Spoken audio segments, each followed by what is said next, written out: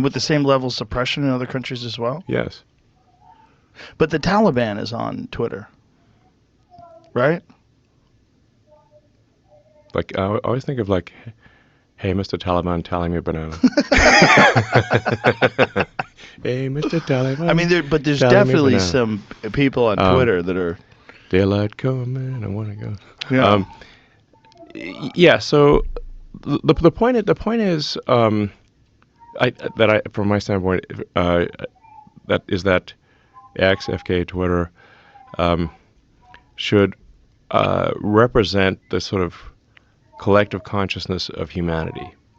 So now that means that there are going to be views on there that you don't like or disagree with. But that's humanity.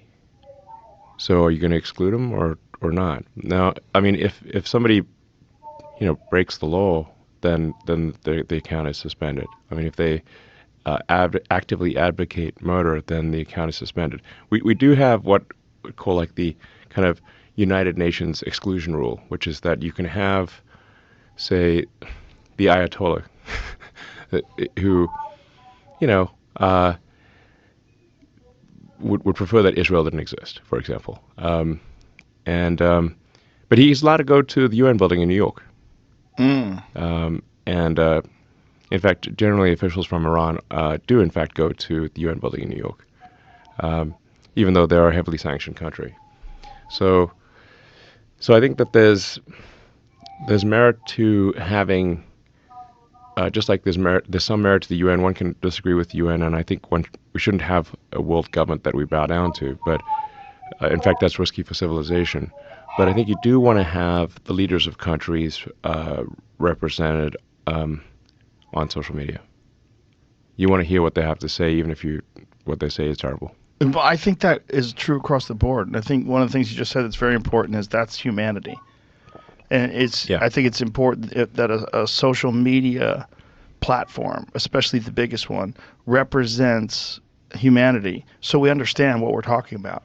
Because we have this distorted idea of what people think and want and need because everyone only exists inside this ideological bubble, and anything outside of that bubble gets censored. Yes. Then that literally changes the tone of the entire country. Yes. Changes what people think is okay and not Correct. okay, makes people feel differently. Yes. It's not humanity. It's different. It's a very forced version of humanity. Yes, absolutely. Yeah. So, I mean, the whole point of free speech, free speech is only relevant. The First Amendment is only relevant if you allow people you don't like to say things you don't like. Because if you like it, you don't need a First Amendment. So the whole point of free speech is that, frankly, even people you hate say things you hate.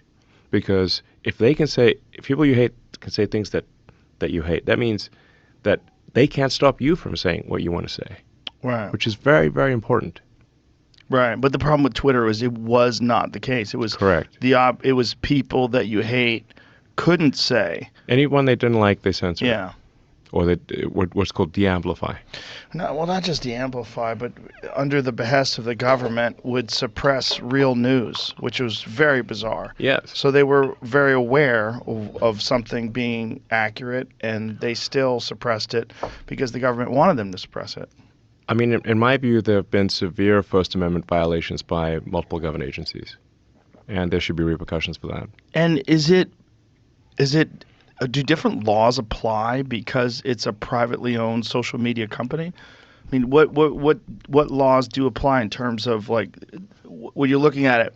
If the one of the arguments that the leftists would use is it's a private company; they can do whatever they want. Yeah, it's funny that when the shoe's on the other foot, they now say the private company can't do whatever it wants. Well, yeah, yeah. Now they're upset. No, it's like, but the government itself is not allowed to censor speech.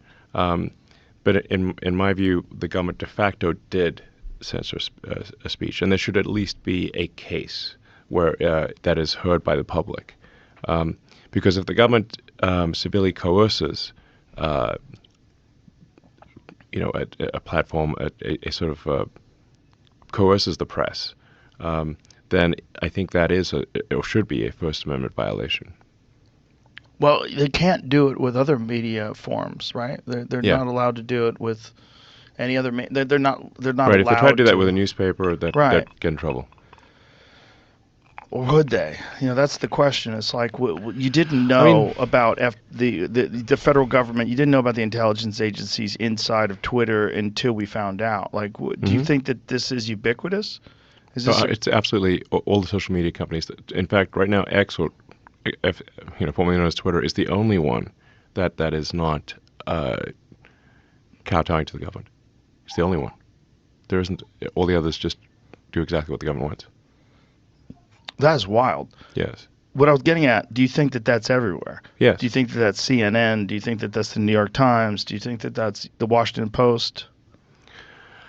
Because if they were going to infiltrate media, if they were going to infiltrate social media. It is weird the degree to which the media is in lockstep. Like, why is the media in lockstep? And why doesn't the media question the government? They used to. Right. Why don't they do that anymore? Seems weird. Something doesn't add up.